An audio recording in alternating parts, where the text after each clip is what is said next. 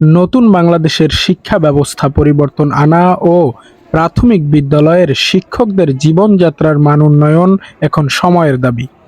এরই ধারাবাহিকতায় প্রাথমিক বিদ্যালয়ের চাকুরিরত সহকারী শিক্ষকরা তাদের ন্যায্য অধিকার, বেতন কাঠামো ১০ম গ্রেডে উন্নীত করার লক্ষ্যে দেশব্যাপী মানববন্ধনের ডাক দিয়েছে। যার অংশ হিসেবে ২৮ সেপ্টেম্বর বেলা ১১টার দিকে বরগুনার পাথরঘাটা উপজেলার প্রাথমিক বিদ্যালয়ের সহকারী শিক্ষকদের অংশগ্রহণে উপজেলা পরিষদের সামনে মানববন্ধন অনুষ্ঠিত হয়। এ সময় বিভিন্ন প্রাথমিক শিক্ষা প্রতিষ্ঠানের শিক্ষক ও শিক্ষক সমিতির বিভিন্ন দায়িত্বশীলরা বক্তব্য রাখেন। বক্তারা বলেন, অন্তর্বর্তীকালীন সরকারের প্রধান উপদেষ্টা ডক্টর মোহাম্মদ ইউনূস একজন কোমল হৃদয়ের মানুষ। আশা করি তিনি আমাদের এ দাবি অবিলম্বে পূরণ করবেন। টিফিন ভাতা, হাউস রেন্ট, সকল বিষয়ে আমরা বঞ্চিত। এই বঞ্চিত এই থেকে যাতে আমরা মুক্ত হতে পারি, এই যে আমাদের প্রধান উপদেষ্টা চিফ অ্যাডভাইজার ডক্টর ইউনূস, সে মানবতার মানুষ এবং সে আমাদের এই অন্তর্বর্তী সরকারের প্রধান, এবং তার কাছে আমরা এই দাবি তুলে ধরছি এবং তাকে আমাদের এই মানববন্ধনের মাধ্যমে অবগত করিয়ে দিতে চাই। এই দাবির যৌক্তিকতার প্রশ্নের জবাবে তারা বলেন, প্রাথমিক বিদ্যালয়ের সহকারী শিক্ষকদের ১০ম গ্রেডে উন্নীত করা এখন সময়ের দাবি।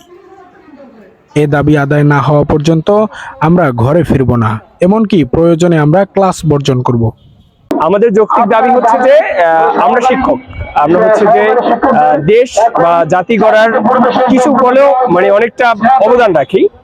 যেমন আমাদেরকে ৩য় শ্রেণীর মর্যাদা দিয়ে আসলে শিক্ষকদের নিয়োগ দেওয়া হচ্ছে, যেটা আমাদের আসলে দৃষ্টি করবে এবং আমাদের একটা জাতি হিসাবে একজন জাতি গড়ার ক্ষেত্রে আপনি ৩য় কর্মচারী দিয়ে একটি শিক্ষা ব্যবস্থা পরিচালনা করেন, সেক্ষেত্রে আপনি কখনোই ভালো কিছু আশা করবেন না। আমাদের ২য় শ্রেণীতে উন্নীত করা হোক, এটাই দাবি। আমাদের অর্থনৈতিক মুক্তি দেওয়া হোক, এটাই আমাদের দাবি। আসলে আমি দাবিটাকে ১০০% যৌক্তিক মনে করছি, কারণ আমরা প্রাথমিক বিদ্যালয়ের শিক্ষকরাই মূলত জাতির মেরুদণ্ড গড়ার ক্ষেত্রে কাজ করি। এখানে আমরা যদি অর্থনৈতিক সমস্যায় থাকি, তাহলে আমাদের পক্ষে কিছুতেই সম্ভব হবে না এই জাতির মেরুদণ্ড গড়ার কাজে মনোনিবেশ করা। এই জন্য পরবর্তীতে আমরা প্রয়োজনে আমরা ক্লাস বর্জন করব।